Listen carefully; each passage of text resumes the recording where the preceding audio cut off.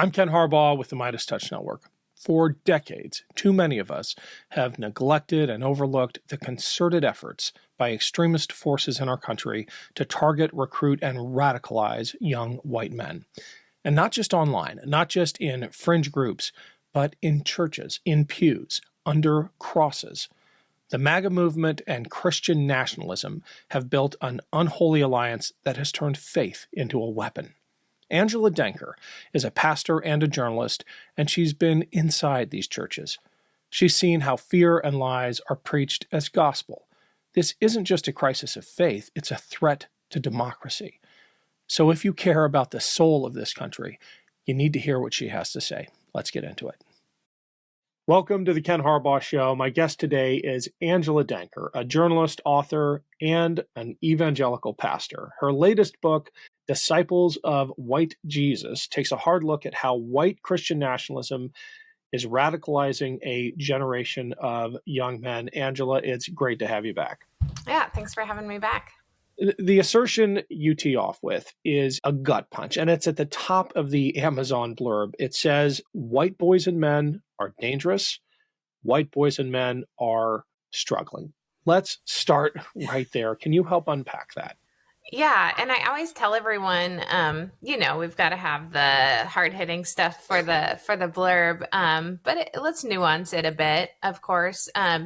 So my perspective whenever I write or whenever I do research is kind of from three main perspectives. And you mentioned in my bio, the pastoral perspective, the researcher journalist perspective, and also the parent perspective, which really comes through in this book because I'm a mom of two boys.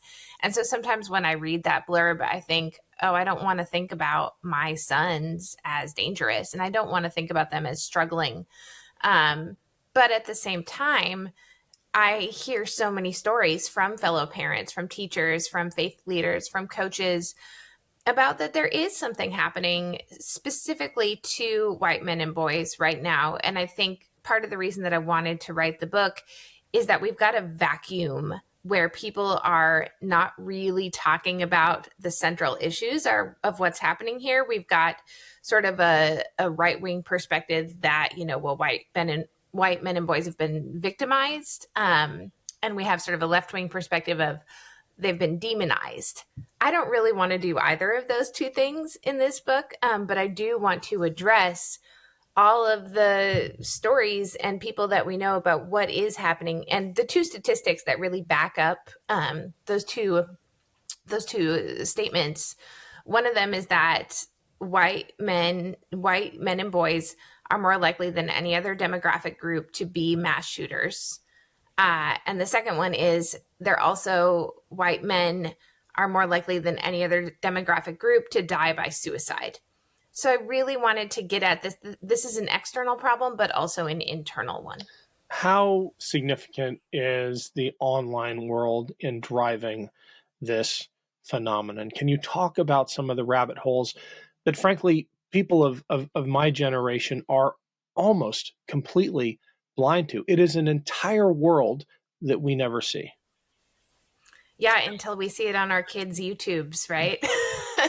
And we see, I remember even just a few years ago during COVID, my older son, he and his I heard them mentioning the name Andrew Tate and sort of, laughing about it and that he's so ridiculous. But the reality is that even if kids are thinking, oh, these manosphere guys are kind of ridiculous, it's coming across their feeds. It's coming across specifically YouTube is the biggest sort of generative source that's happening for young men and boys. And as it's coming across that all powerful algorithm, even if they're watching it as a joke, it's continuing to serve them this kind of content. And then that's where we have this vacuum that I was just talking about, where we don't have a lot of content that is offering up something different when it comes to masculinity, when it comes to positive messaging for white men and boys. So that's the central piece of it. But I also think we have to be aware when we're talking about online messaging and media, which is something I'm really passionate about as a trained journalist. it's driven by profit and really by grift. Ultimately, we have to see a lot of the disciples of white Jesus messengers that I talk about in my book. They're motivated by ideology, but the guys on the top who are really creating a lot of this messaging, they're motivated by money. So it's really important to follow the money and the way that the money flows through these digital platforms. I mean, we're certainly seeing right now in Trump's presidency with Elon Musk being so central to what's happening. That is a change from Trump's first presidency. And it shows the ways in which sort of these software bros, engineers who hold an immense amount of power in our media ecosystem have now become wrapped into the politics of it all as well. Hey, it's Ken Harbaugh. Check out the new trailer for Valor Media Network. Together, we can take on Joe Rogan and his Manosphere Bros and win. Click the link below to subscribe to Valor Media Network and share it with a friend. Thanks, Midas Mighty. We got this. There's not enough men like me who do whatever they want. Are you sick of it yet? Those people need to be, when we take power, they need to be given the death penalty. The anger. I live like a capitalist every single day, Cenk. I live as a capitalist. The hate. And we have a system of checks and balances. That's a good one. That's really funny. We do? The idea that to be a man, you have to be a bully. Fuck you! We should be better than this. Females don't have independent thought. They don't come up with anything. Our kids deserve better than this. It's like women want equal rights when it's convenient, but then they still want the door open for them. So help us change it. Subscribe to Valor Media Network, where you can find shows on sports, men's health, and patriotism without the resentment and division. True strength is about discipline, resilience, and service. If you've wondered where all the positive role models are, especially for young men, check out Navy SEAL Dan Barkov and Commander Bobby Jones as they share stories of service and sacrifice. Being good at being a man is about what you do for others and not what you do for yourself. Listen to Jason Tander and co-hosts Ravi Gupta and Adisu Demisi give you the inside track on the politics of sports. I just want to take back what I said about the Bills. No, because in all honesty, your team seems to have gotten the vaccination thing right. Okay. My team seems to be struggling with it. These shows and many more from Valor Media Network prove that you don't have to be an asshole to connect with young men today. Subscribe to Valor Media Network today. We did a show on how some of those Doge staffers are actually part of this radicalized world. There's some incredible deep research going into their backgrounds. And I'd love your perspective on how the algorithm itself is a radicalizing force. You touched on it. I mean, you mentioned your son. I wouldn't have brought him up, but you said that he'll watch the Andrew Tate stuff as a joke. But what that does is it checks a box for the algorithm and it begins to feed you other stuff like that. And it becomes, I guess, a recruitment funnel.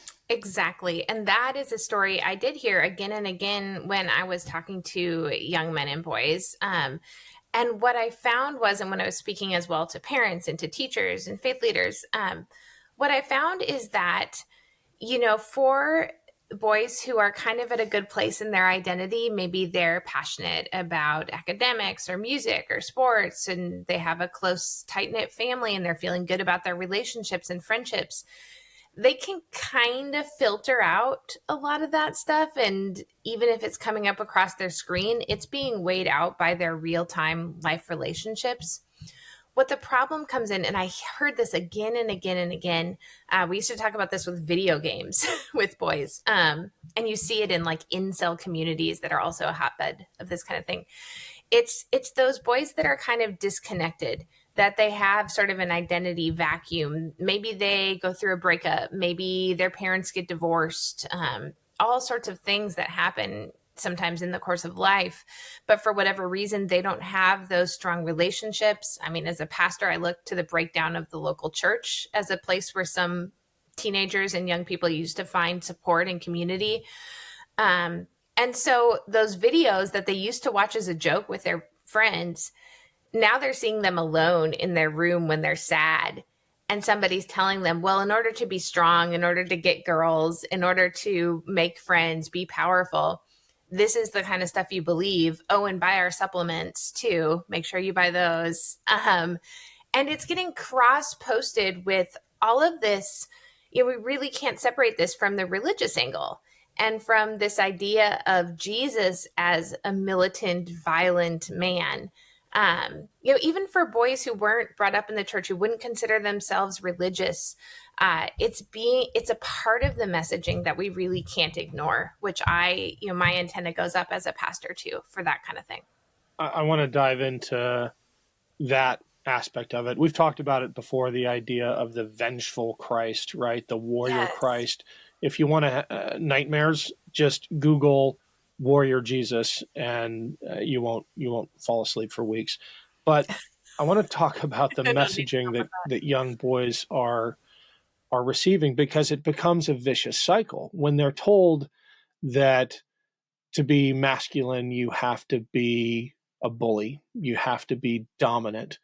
And when it turns out that, that the girls in their lives don't like that, well, they double down. They become even less likable. And it just is an awful feedback loop. And I understand why so many young men who buy into this spiral downwards. Yeah. And again, it's coming into a vacuum where we haven't done a lot of good work, maybe in progressive spaces, in Christian spaces that are not Christian nationalistic. We haven't done a lot of good work around defining masculinity, or around really talking about what masculinity is, other than just sort of it's bad. And so that's why there's been such fertile ground for this kind of stuff to grow. And I want to reiterate too that this is not something that is just happening in what people would consider traditionally Republican spaces or conservative spaces. This is something that is happening in progressive neighborhoods, sometimes as boys trying to be different than the messaging that they're hearing in their schools or their families. And you just see it over and over again. We're starting to see it even in pop culture and TV shows and movies, that young teenager from the progressive family who all of a sudden gets into being a Nazi. I mean, I think that is something that to pay attention to, and it tends to be undercovered because nobody likes to sort of talk about the problems in their own backyards. That was part 1 of my interview with Angela Denker. Stay tuned for part 2 out tomorrow. And if you want to do something about the radicalization of young men in America, you can. Click the link below to subscribe to Valor Media Network, where we are taking on Joe Rogan and Andrew Tate and the toxic influencers of the manosphere. Thanks for the help.